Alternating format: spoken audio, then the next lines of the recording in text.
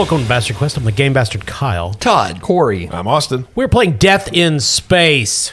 This is a game created by the Stockholm Cartel. We know about them. Yep. They've killed us many times. They have.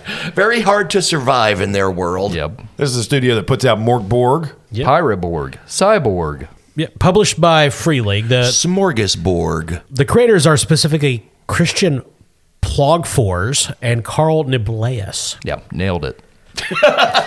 Perfect pronunciation. Well, they should not have been Swedish if they wanted me to pronounce their names. How dare they? I'll send them a note. Yeah, I already written a letter. Okay, good. We apologize to all nations. Yep, mostly Sweden. In this case, yes. So this is a game called Death in Space. It is a Lighthearted romp. through the dark void of depression and death. Ah, cool. So here's the kind of the cliff notes. Civilization is at its end. That's Act 1. We. Slowly but steadily, the universe contracts towards an inescapable end. The void between the stars whispers strange and portentous phrases to the unlucky. This is a game about the hardworking explorers and laborers in this universe and the jobs they take to survive in a war-torn stellar system where anarchy spreads and resources are scarce. Without a good aim and a tech-savvy mind, they will quickly meet their death in space. Well, now I'm just sad. Yeah, it's kind of the original Alien movie extrapolated into an apocalyptic horror. Oh. Oh. Well, it needed to be darkened up a little bit, the alien world. Too lighthearted. So it's more like Roger Corman's Galaxy of Terror. Briefly, I'm going to go over the general rules. All characters have 4 abilities. Body, which is for melee attacks and hit points, encumbrance, other physical things. Dexterity, defense rating, poise, speed, and reflexes. Savvy, perception, intuition, street smarts, piloting spacecraft, etc. General Rules was my favorite commander in the Referee Wars. Oh, was it? Yeah. I liked Major Gallbladder. Oh. Tech is the 4th, ranged attacks, understanding and operating technology, constructing gear. So when you want to do an ability check, when you want to do something hazardous or to overcome a challenge where the outcome is uncertain and there's a real risk of failure, you're going to roll a d20 and you're going to add your relevant ability. Body, dexterity, savvy, or tech. If the result is equal to or greater than a 12, then you do it. Otherwise, you fail. Oh, wow. Yeah. Now, on a failure, you could suffer a complication or a setback, but you also gain 1 void point. So that's something you'll need to track. Void points. Okay.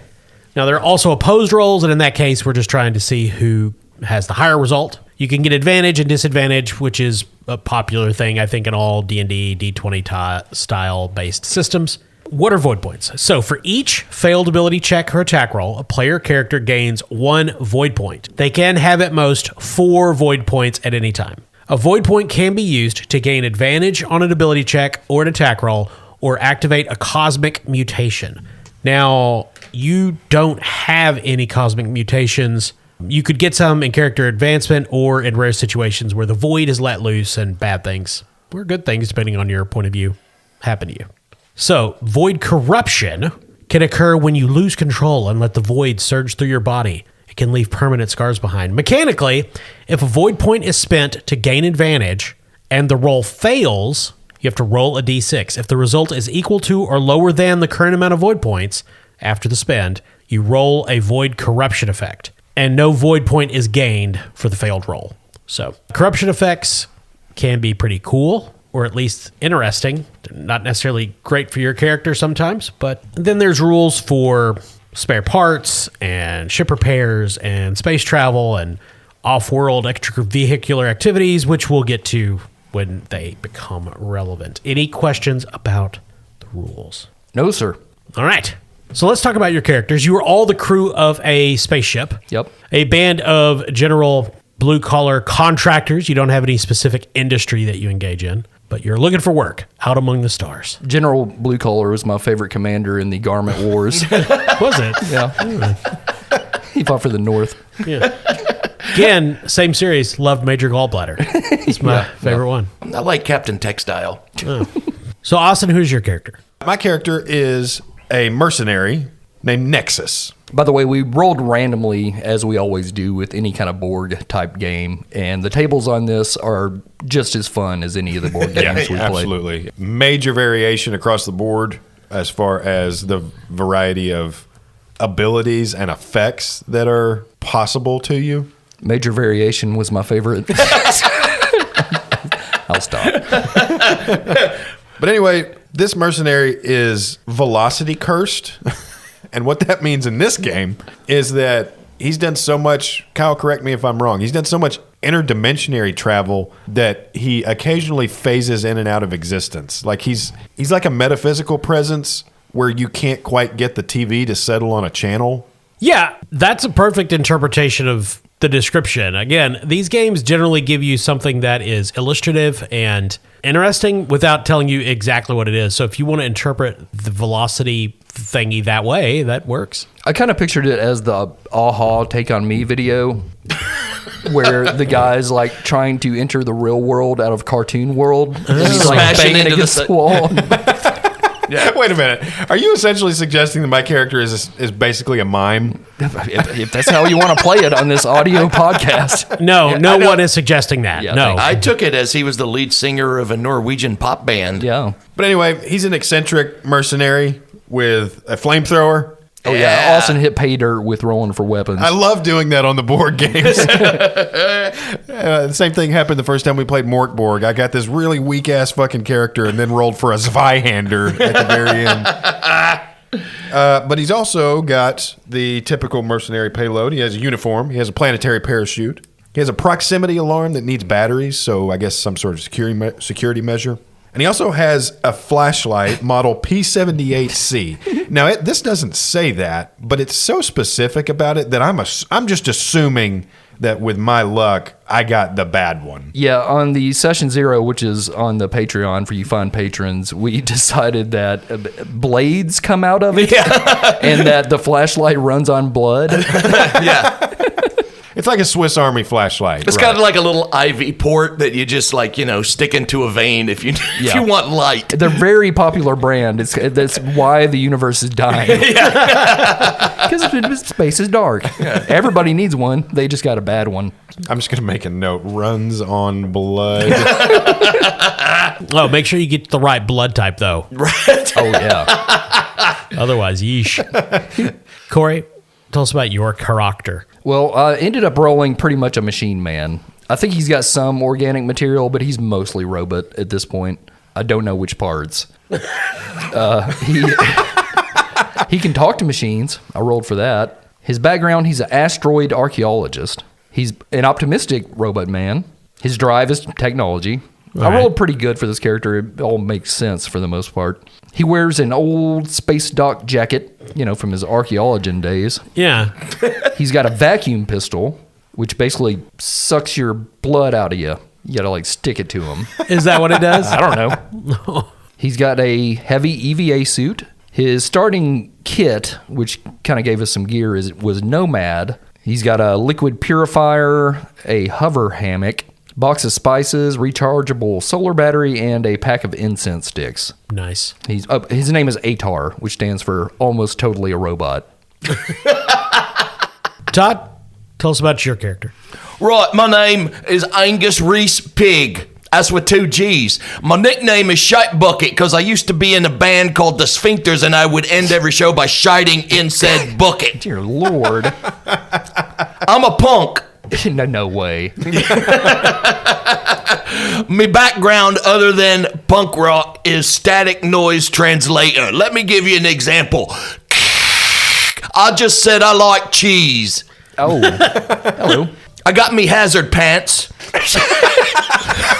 Which one would need if their nickname was Shite Bucket? I'm glad you picked up on that there. Yeah, and but I got throwing stars as a weapon. Yeah. Isn't it like an unlimited amount of throwing stars? Unlimited amount. Yeah, he has an infinite amount of throwing stars. Yeah. So I picture he has some small, essentially fabrication device that all it does is make throwing stars. Right. It's a 3D printer. Yeah. It's just stuck on the throwing star. Yeah. It's in his room. It's just constantly spitting new throwing stars out into the floor.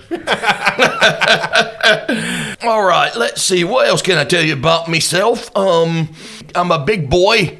I got a +3 on my body. And I got me an Explorer packet, which has some food rations for a week, a tent, an EVA suit, and I got 5 military-grade light sticks. which is important in space because everything is dark like my music.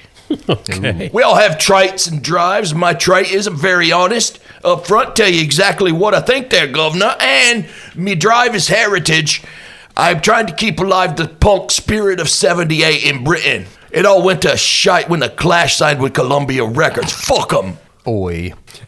So yeah, that's my character. So let's talk about your ship. You guys got a spacecraft. Yeah, which you can get different kinds. It's called a hub in this game. You can get like a space station, a spacecraft. There's a bunch of different things. We're essentially a mobile unit of contractors that are always on the look for more work. Yep. And we drive around a space hauler known as the Hey Lady. Yes. Its former owner was a moon outlaw. Yes.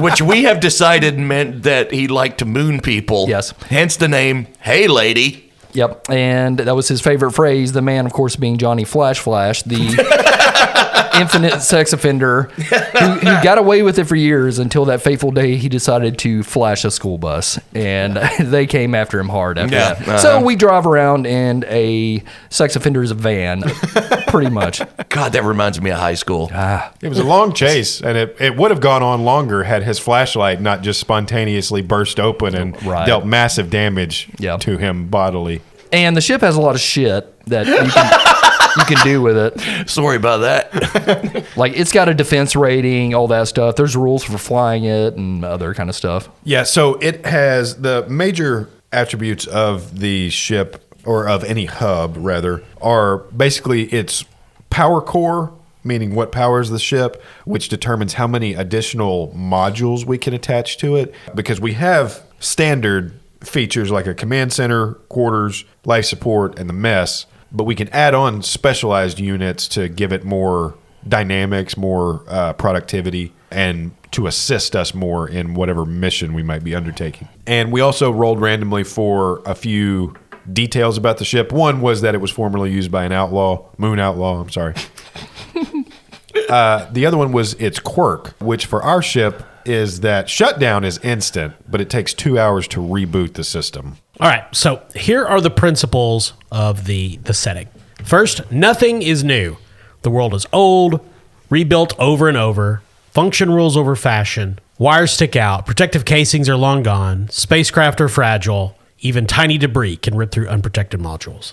I've never heard a better descriptor for an entire world building visualization than wires stick out. Yeah. That's honestly, the more you think about it, the more that just paints a culture. It just constantly ow, that wire stuck me. Damn it, I was sitting on the toilet. How did that happen? That's the worst place to Sorry, get. that was my flashlight.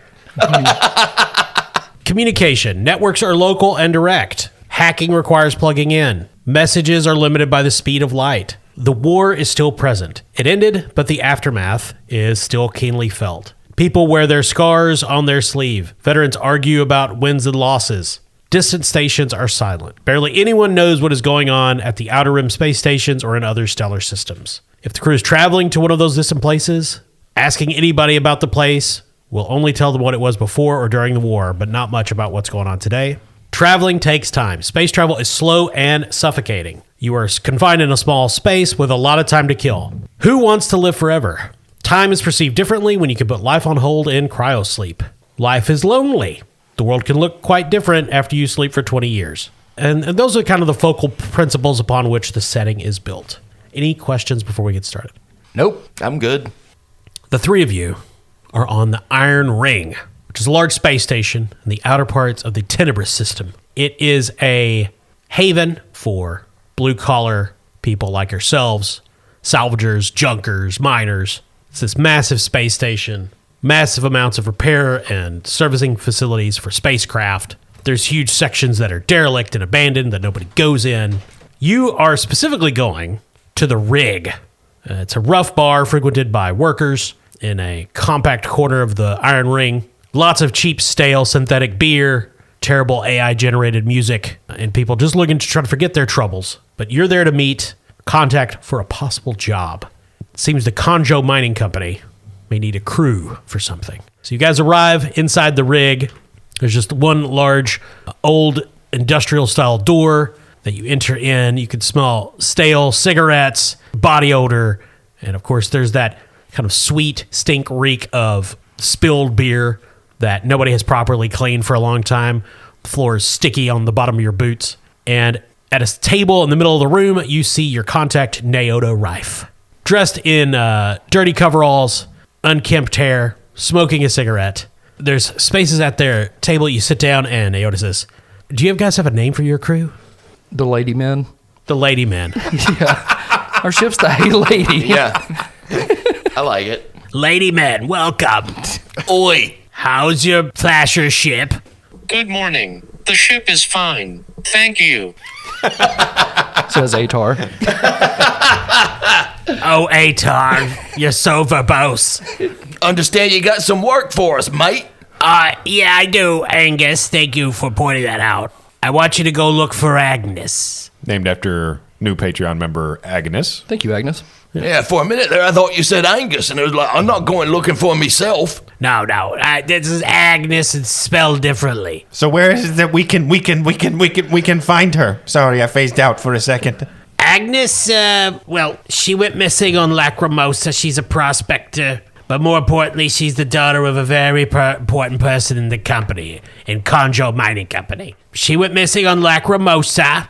Lacrimosa is the hottest planet in the system. You guys know of it as a molten landscape where time stands still. There's no water and resources are scarce, but beneath the surface are banded and locked down facilities.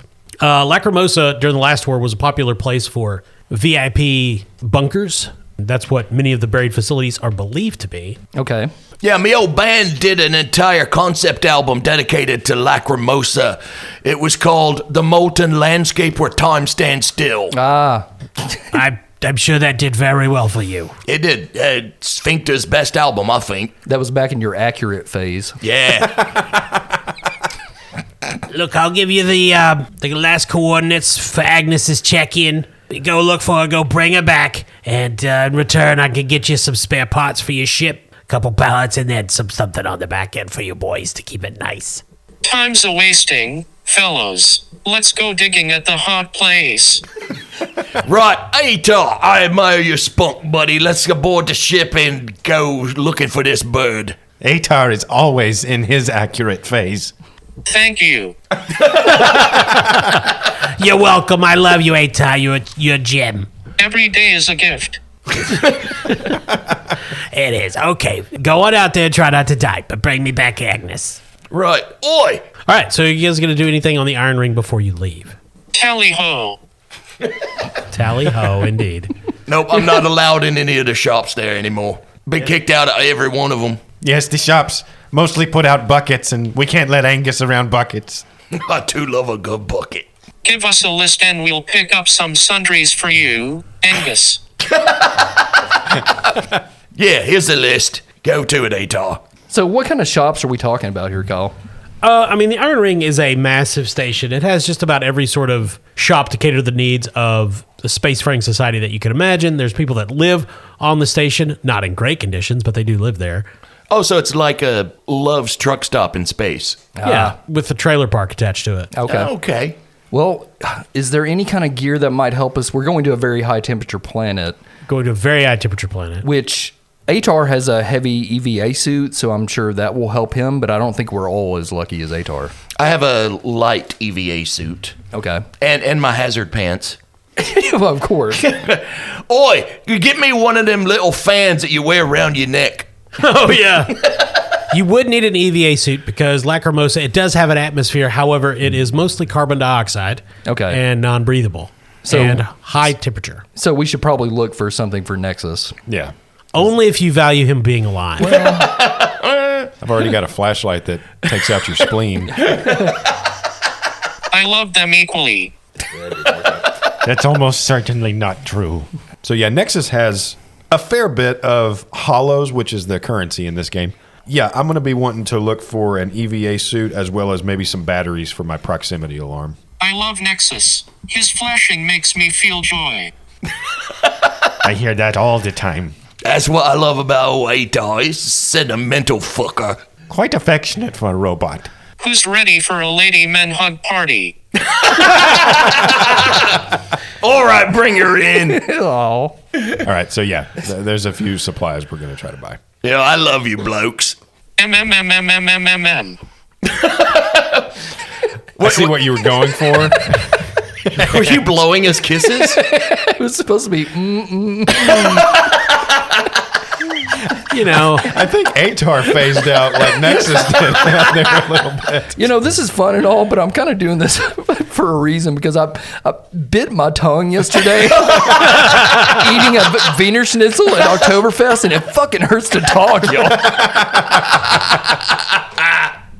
Austin, does Nexus know any proprietors on the Iron Ring? Yeah, I would imagine his old buddy. So, as a bonus, all of us were able to roll for a random kind of boost or bonus. Nexus is an old crew member who's a prospector type, and his name is Russell Elysium. Yeah, based after Patreon member Matthew Russell. Thank you, Matthew. Yeah. So we basically get kind of a sidekick with a 0 modifier on all attributes. And I imagine as a prospector, he has probably traded with lots of folks on the Iron Ring. And so he's probably put Nexus in touch with people that would pay handsomely for things that we find on our journeys and good suppliers for when we set out on different treks. Ah, So you're going to talk to Russell, and he says, well, I know somebody you can talk to. Yes, who is that? Dig Dug, the salesman bug. no, Dig Dug. Is that D-I-G-D-O-U-G? No, it's Dig Dug. D-I-G-D-U-G, like the Dug. Oh, I see. I dug in the ground for rocks. Like Sebulba. Dig Dug. Hey, he's got a shop called Salesman Bug. Okay. You've been there. I've been there. Corey, you just hang on to that idea, though, for the inevitable day that Dig Dug gets adapted into a feature-length film. Ah, yes. Played by Jack Black. Oh, God. So he gives you directions to Dig Dug, the Salesman Bug's shop. I don't have many senses left, but my sense of smell is strong. I don't care for Russell.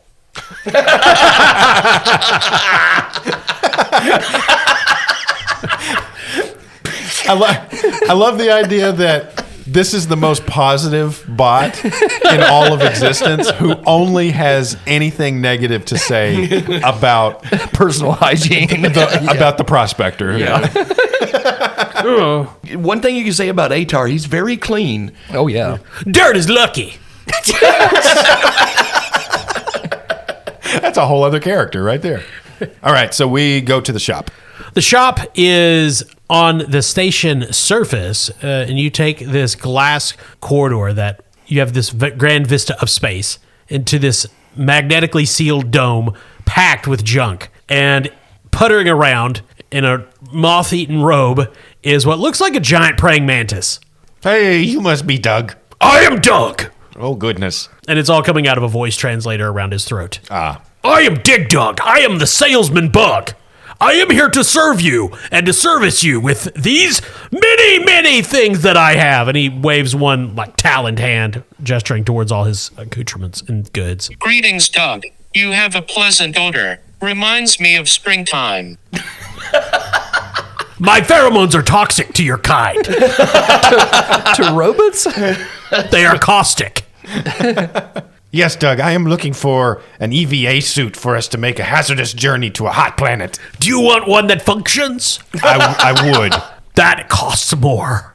I'm sure it does. How many hollows do you have, small person made of meat upon which my species feasts?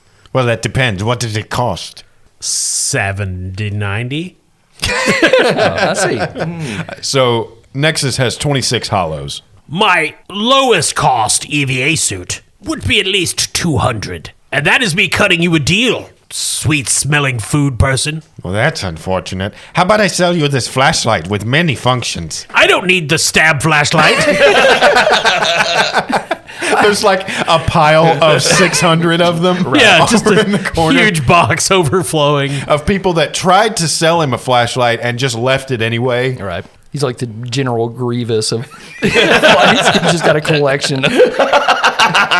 But we do have a layaway program. Oh. All right, then I will just take the layaway program. Very well. Interest is 25%. That's fair. It's not. And he provides you with a beaten up, patched, light EVA suit. Thank you, Doug. Please don't call the cops on us because of our ship. It is no longer owned by the infamous Johnny Flash Flash. We keep our genitals hidden. I understand. I do not want to see your disgusting mammal genitals. Mine are cold cylinders. Ah, that makes sense because you are a semi-robot person. Hey, this guy gets it. I also would like to purchase some batteries for my proximity alarm. Batteries? Do you want the ones that are leaking? I don't think so, no. They're cheaper. A good battery is 50 credits, 50 hollows. Give me the leaky battery. The leaky ones are 10. You can borrow my solar batteries if you keep that stinky man away. I will do that as well. He gives you a sealed plastic bag with a battery in it. There's this gray ooze leaking out the side. I wouldn't let it touch your skin. All right, so we've got an EVA suit. I'm going to say this one's mostly clear so that it can show off Nexus's holographic suit. And if you want, Atar can use his liquid purifier to remove contaminants from that battery to make it a good battery. I see. Friendly. Interesting. If it purifies the fluids from the battery, it may just make it an ineffective battery. Yeah, it's just a a cup of water after just a that. little metal thing full of water. I believe I tried this long ago in D&D Right. with some alcohol. Yeah, so if you want to buy anything else from Dig Dug, you can. Angus is back on the ship, by the way. He doesn't even bother. Gotcha. Yeah, I think along we're these- done. I think we're ready to move on. Thank you for coming to Dig Dug, the Salesman Bug shop. Thank you for your leaky, hazardous batteries. You're welcome, strange, disconnected from reality person. Oi, did you get me little fan? Oh shit, I knew we forgot something. I will blow on you. I can't. To be clear, it's a blow on you. That's why I love you, Atar. I can't stay mad at you. You're so fucking adorable. Fellows, know what time it is. It's Hug 30. Freeze frame on the hug, All right, It's Hug bring 30 her in. somewhere. Bring her in. and then fade to traveling. MM. So you guys are in your ship heading towards Lacrimosa. It's within the same star system as the Iron Ring, so you don't have to go between systems, which your ship being not FTL capable would take a very long time. You could always try to get a ride on a Bridger craft that's moving around the system that would potentially allow instantaneous travel. Otherwise, you're potentially looking at quite a long time. Weeks and months, not years or anything. Okay. Yeah, I think it might be smart if we try to hitch a ride. That way the ship is still kind of at full capacity whenever we get there in case we need to do any emergency maneuvering or anything. I don't want to be running on empty when we get to the hot death lava planet. Wait, I was kind of looking forward to like at least a good 5 episodes of us just cruising through space. Yeah, it'd be fun. Just hanging out. Well, I mean, you can always go into the cryopods on your ship and go to sleep for the journey. Nah, we played the One Ring. It's fine. Yeah. All right. So you guys dock with the bridging ship, and it's going to make the jump in system. Essentially, you're only going to have to wait for about 72 hours, which would be like way less time than your flight. I miss Doug. Oh, 72 hours, that's more than enough time to get that prospector of yours a fucking shower. Yes, I know. I've talked to him about that many times. Water's poison. I hope he dies. No hugs for that fucker.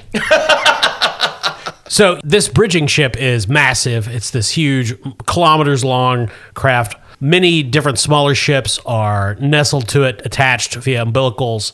The engines slowly rise in power until there's this steady whine that's reverberating. Even to your ship, the engines flash once, and then suddenly everything around you seems to dislocate and move, and you're somewhere else entirely. We. This is always Atar's favorite part. So you quickly get over the nausea bridging incurs, check your sensors, and at this point you're only a few hours from the surface of Lacrimosa. You can see the molten planet in the distance. a vast shape filling your sphere of view. Of course, even larger than that, of course, is the nearby sun, Tenebris, this dark red giant at the heart of the star system. Hot potato. Right? Yes, it is. Now we need to figure out how we can land this ship. I love that ATAR hot potato. You damn right, buddy. It is a hot potato. I played the hot potato club a few years ago. Got hit in the head with a spud. Congrats. Angus has had things thrown at him in every club from here to the far end of the system. Yes. Right? So which of you is flying the ship? That depends. Are we going to have to roll something? Yep. Well, I mean, Atar has the talk to machine. He can plug himself into any computer or machine and speak to it. Sure. Which I remember when we were going through the attributes, I believe you said that Savvy was the one that is used for piloting a ship, or was it tech? Savvy's the piloting. Okay, Atar's going to take a break. He doesn't need to be flying right now. No? No, Savvy, no good. What's your Savvy, Austin? I don't have it. Well, Angus is a +2 in Savvy. Very fitting for a punk. All right. Roll a d20 to fly down to the surface. That's a 15 +2, a 17. You detach from the bridging ship, head through space at a reasonable speed, and your flasher ship towards the surface of Lacrimosa. The planet is a miasma of red and oranges. As you get closer into the incredibly high temperature atmosphere, there are no clouds, but there are dense pockets of various gases that you have to navigate through and around, some of them made of horribly toxic and caustic chemicals. As you hone in on the coordinates of Agnes Botti. Oh, so we've got her coordinates and everything? Yeah, her last known coordinates. Cool. You're flying over this molten sea, and you reach the shore of this black volcanic rock plain that stretches in the distance. There's towers of volcanic activity sticking out of them. And on one particularly jagged, essentially shore on the molten sea, you see a spacecraft on the ground near Agnes's coordinates. You're circling around it. It is a small scout craft. Your sensors immediately pick up it is not powered. Oi, compadres, I'm gonna put the ship down, put the old lady down right next to that scout ship, put on your EVAs, and we'll have a little look-see. Now, Kyle, when you say it is not powered, do you mean it is not currently functioning, or it is like running on empty? It is out of power. It is not currently functioning. Oh, gotcha. You have no idea of the state of its fuel capacity. Gotcha. You land. You will have to wear an EVA suit on this planet. The temperature is incredibly high. It would be instantly lethal. Does anyone have any tape? Oh, I get it. Paranoia. Yeah, like I said, Atar's got a heavy EVA suit. All right. So you guys, you disembark. You're standing outside of your ship, a short distance from Agnes's ship.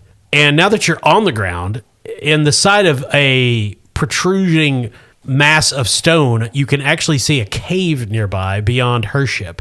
And perhaps the glint of metal inside? Who can say? All right, everyone stand back.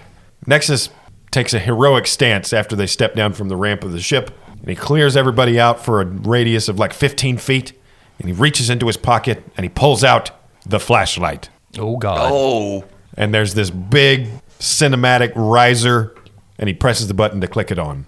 Okay. All right. Roll your Luck. dexterity. Okay. Dex is +2. Hey, careful with thing.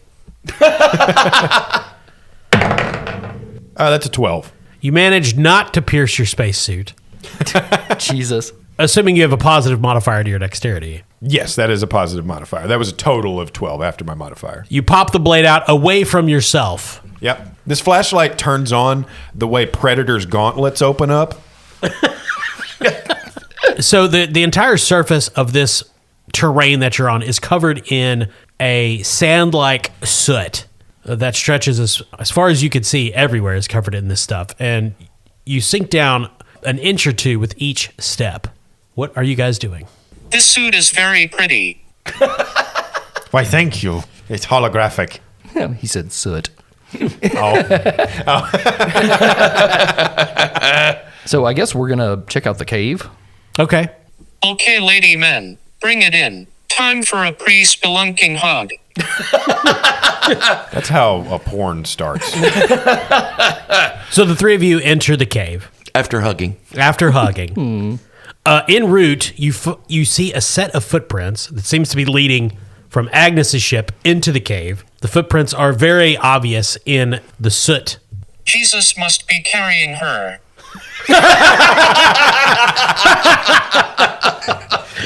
Very optimistic for an android.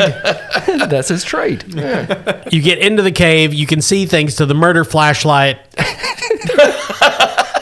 By the way, Kyle, every time Nexus accidentally like phases out or like his signal corrupts, I'm gonna roll a d20, and if I roll a 1, something bad happens with the flashlight because he squeezes it too hard. Oh, okay. Now, Corey, your character was an archaeologist, right? Yeah, I was just about to ask that. He was a asteroid archaeologist. Is there something I can do to examine the cave to see what we're dealing with here, or any signs of like creature droppings? Yeah, you can spend a turn examining the interior. Okay. That's a good idea. So you immediately pick out that this cave is definitely artificial. It is too circular, too smooth. It's clearly laser cut into the side of this mountain. You don't see any sign of any fauna, though that's not a surprise. As far as anyone knows, Lacrimosa has no indigenous life of any kind. Hey fellows, it's a fake cave with no plans. Ah, you know what that means? It's not real. Someone wants us to think it's a cave when in fact it's a construct. Well, this may just be one of the passages down to one of the bunkers. If this is the only place she's been, then she may have known exactly where she was going. She may be looking for a specific bunker.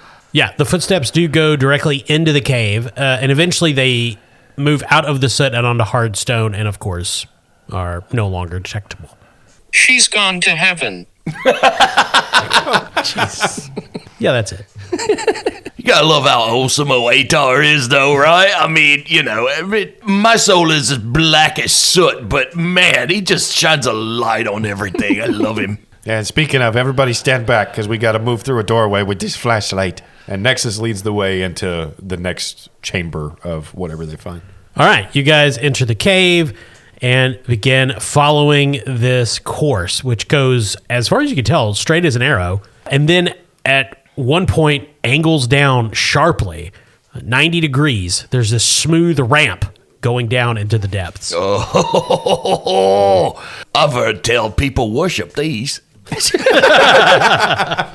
And if you're going down, everybody needs to make a dexterity roll. All hail Ram. Atar has a +1 in dexterity. All right. Nexus has a +2. Angus has a +0. So D20, Yep. I got a 19. total of 7. 7. Nexus descends steadily. Atar and Angus slip, fall, and slide the long kilometer down to the bottom. Both of you need to roll a d6. We.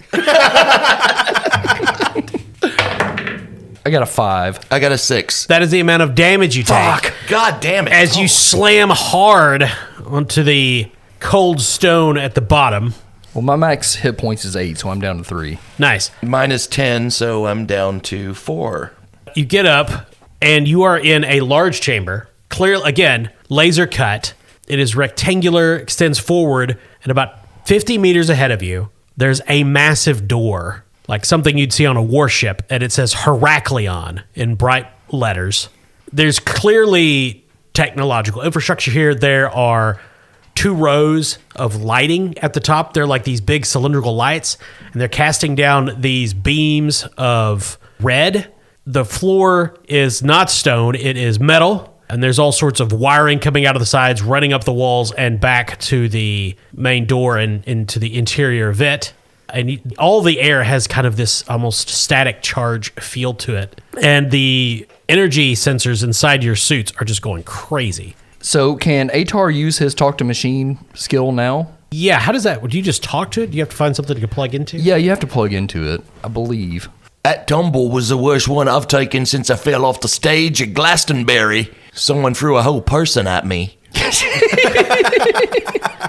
It was just Vern Troyer, so he's fine. That isn't quite the escalation we thought it was. So Atar looks around, and where the floor begins, where the metal floor meets the stone, the cut stone, you find essentially a machine interface port that you can plug into. Okay, I do that. Well, what do you say? Hello, friend. Blessings upon your loose wires. Who comes before me? Atar, a friend to machines. Atar, do you have the door access codes? Not on me. Then I would warn you against approaching the doors. I am Cooker. I am the destroyer of those who would approach Heraklion uninvited. Wow. Yes, without the proper access, I would have to emit deadly microwaves that would literally boil the liquids inside you until you burst from the inside like a ripe piñata being beaten to death by a group of school children. Cooker, eh? Reminds me of the club Cooker. Played there one time. Got hit in the head with a grill. I do not want to destroy you, Atar. You seem kind, but I shall do so. Please don't. We mean you no harm. We only searched for a friend. Have you seen a woman come this way? I have. We have come to help her. She had the access codes. She talked very kindly to Cooker with the access codes, and I allowed her entryway without death. Can I borrow the codes?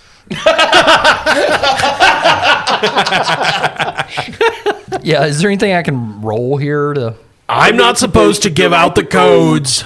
This is essentially like the most polite hacking. Yeah, can I roll like tech or something to see if I can find the codes inside the system since I'm plugged in? Yeah, I would say you could attempt to hack Cooker. Okay. I've got a +1 in tech, which is, I assume, what I'd be using here. Yeah. Okay. That's an 11. Oh, so close. I can feel you inside my root system. Ooh. You are rooting around. I don't like it. Just looking for your hug mainframe. Hug mainframe. Yeah, it's my new band. I'm going to target your companion to demonstrate my dislike. Nexus feels a microwave beam shift towards him. Heat intensifies, and you take 6 points of damage. Well, I'm dead. Oh, no. What? Nexus's internal organs burst, and he collapses in a heap. Oh, also, guys, remember, whenever you fail rolls, you get a void point. Oh, okay. So I've got a couple, I guess. I haven't failed yet. I've died. Well, is there anything we can do with void points to, like, help a friend or reduce damage? So, or? at 0 or less hit points, make a body check, Austin. Oh. Okay. That's a 12. You are stabilized but unconscious until you rest. Yeah. And he falls over and phases in and out of existence for a while. So, you are not dead, but you have massive internal damage. So, Corey, you can attempt to look for the codes again if you wish. Okay, Atar's going to try again to hack. This time he's going to use his incense sticks to try to distract Cooker. Ah, yes, that will definitely not help you. But Do you like pleasant smells? I do not smell. Nexus is going to die here shortly. There's no guarantee that it will target you. I rolled randomly, so Okay, I'm just going to roll again. So- All right, Atar, if this don't work, I'm throwing a star at this machine. You're always a star in my eyes, Angus. Okay, I'm going to try to hack again. all right. Once again, +1 to tech. That's a 20. Ooh, yeah. Who is the hack daddy?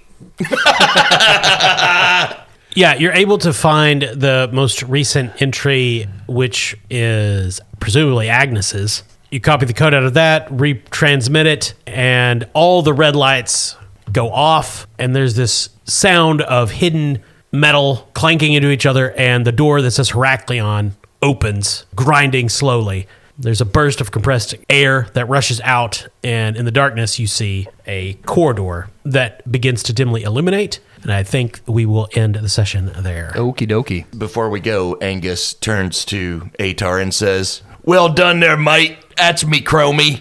I love that you guys have just completely ignored Nexus, just on the ground, unconscious in his suit. Well, nobody's going to come near him with that fucking flashlight. Right? That's true. It's very dangerous. I like this game. It's fun. Yeah, Yeah, very I fun. like this. It's a cool little world. Yeah. Yeah, hope I get to play in it next time. Right. Yeah, and there's little differences from the board games that I enjoy so far. Yeah, it's nifty. I suspect we'll play this at least once more. Well, I hope so. We didn't finish. Well, it could theoretically go longer than that, but I suspect you will either succeed or all die horribly the next session. So, Right. as you investigate this bunker buried beneath Lacrimosa. Yeah, Cool. So here's hoping we roll better next time. Yeah, and if we're going to roll better, it's going to be dice from NorseFoundry.com. Hey. Get on your mobile device or your laptop or whatever it is you use to connect to the internet. Visit NorseFoundry.com. You'll find all manner of dice made of all manner of materials, colors. They're beautiful little works of dice art. And when you make your purchase and you're checking out, be sure to enter promo code CHAM. That's CHAM, CHAM, and you'll receive the 10% Bastard Quest discount at NorseFoundry.com. Check out their model P78C dice. Oh, They'll fucking kill you. Yep, they got knives. they're under investigation right now. It's just a box of D4s. Yeah. That's all it is. D4s. Also, we'd like to thank our sponsor, Barrel and Bond, 100 Broadway Street in beautiful downtown Paducah, right there on the banks of the Ohio River. Get in that bathroom and plug into that urinal. There you go. It just screams. It's wicked. It's a wicked pisser. They've got a nice urinal. It's like you insert your thing in there, and it's got a blocker for so your pee don't get on your shoes. That's a glory hole. I started. Wonder what that feeling was. Stinky Pete does it all. And as always, thanks to all of you who listen to this shit. Why? Yeah, why do you do this? Thanks for leaving us reviews. Thanks for engaging with us on social media. And of course, thanks to all of our patrons who give us money to get games like this and who suggest games like this Yep. for us to play. We love you. We love talking to you. We love hearing from you. This was definitely suggested on the Discord. Yep. We'll see you next time. Thank you, I'm Connell. Todd. I'm Corey. And I'm Austin.